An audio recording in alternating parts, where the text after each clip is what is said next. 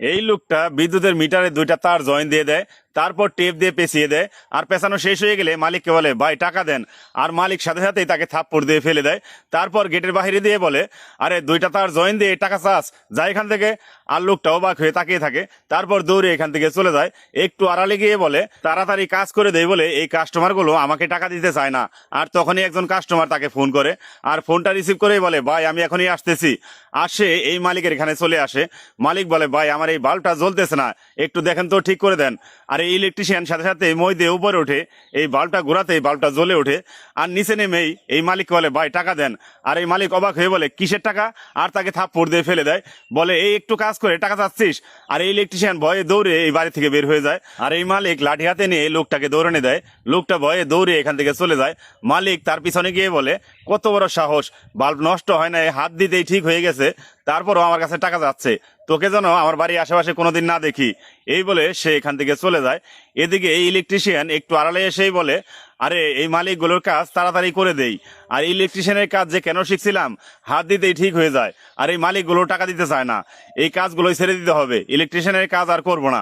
এদিকে এই লোকটার জেনারেটর নষ্ট হয়ে গেছে। আর সাথে সাথেই ওই ইলেকট্রিশিয়ানকে ফোন দেয়। ফোন দিয়ে বলে ভাই তুমি কোথায় আছো, তাড়াতাড়ি করে আমার বাড়িতে আসো, আমার জেনারেটর নষ্ট হয়ে গেছে, ঠিক করতে হবে। আর ওই পাশ থেকে ইলেকট্রিশিয়ান বলে ভাই আমি ইলেকট্রিশিয়ানের কাজ ছেড়ে দিয়েছি, আমি আর এই কাজ করব না। তখন এই লোকটা বলে আরে ভাই আসো আসো, আমি তোমাকে টাকা বেশি দেবো, চিন্তা করো না। 2 ঘন্টা যাবত আমার বাড়িতে বিদ্যুৎ নেই, ফ্যান এসি কিছুই চলতেছে না, আমার ফ্রিজে অনেক মাংস রাখা আছে, তাড়াতাড়ি আসো ভাই, তাল তাল। আর এই ইলেকট্রিশিয়ান বলে ঠিক আছে ভাই আমি আসতেছি, এখনই আসতেছি। আর সে দ্রুত এখানে এসে পড়ে। এসে বলে কি হয়েছে। আর এই মালিক বলে ভাই এটা নষ্ট হয়ে গেছে দেখেন তো। আর এই ইলেকট্রিশিয়ান ভিতরে দেখে বলে এখানে কোনো সমস্যা নেই। আর সে ওই গেটটা লাগিয়ে দিয়ে সেই মেশিনটা চেক করে।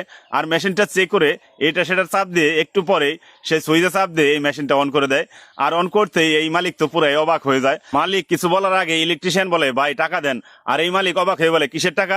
ইলেকট্রিশিয়ান বলে কাজের টাকা। তখন মালিক বলে কিসের কাজ করছো তুই এখানে, এই মেশিন তো নষ্টই হয়নি। তখন ইলেকট্রিশিয়ান বলে আপনার এই জেনারেটর যদি নষ্টই না হয় তাহলে আপনি চালাতে পারেন নাই কেন, আমি অনেক দূর থেকে অনেক কষ্ট করে আসছি, আপনার এই জেনারেটর ঠিক করে দিয়েছি, এখন টাকা দেন তো ভাই। মালিক বলে আমার এই জেনারেটর নষ্ট হয়েছিল। ইলেকট্রিশিয়ান বলে হ্যাঁ নষ্ট হয়েছিল। মালিক সাথে সাথেই তাকে থাপ্পড় দিয়ে ফেলে দেয়। ইলেকট্রিশিয়ান থাপ্পড় খেয়ে পড়ে গিয়ে ভয়ে দৌড়ে এখান থেকে চলে যাচ্ছিল। তখনই মালিক ডাক দিয়ে বলে এই দাঁড়া, টাকা দিচ্ছি, দাঁড়া, যাস কেন। আর সে খুশি হয়ে যায়। আর মালিক মানিব্যাগ বের করে তাকে 100 টাকা দিয়ে দেয়। আর সে খুশি মনে টাকাটা নিয়ে নেয়। সাথে সাথে মালিক কলার ধরে লাথি দিয়ে বলে কাজ না করে টাকা চাস। আসলে ইলেকট্রিশিয়ানরা যে কাজ করে সেই কাজগুলো আমাদের কাছে কাজ মনে হয় না, কারণ দুইটা তার জয়েন দিয়েই তারা টাকা চায়। আসলে তাদের কাজই ওইটা, ওই কাজটুকুই আমরা করতে পারি না, অথচ ইলেকট্রিশিয়ানরা করতে পারে। এই জন্য আমরা সেই টাকাগুলো দিতে চাই না।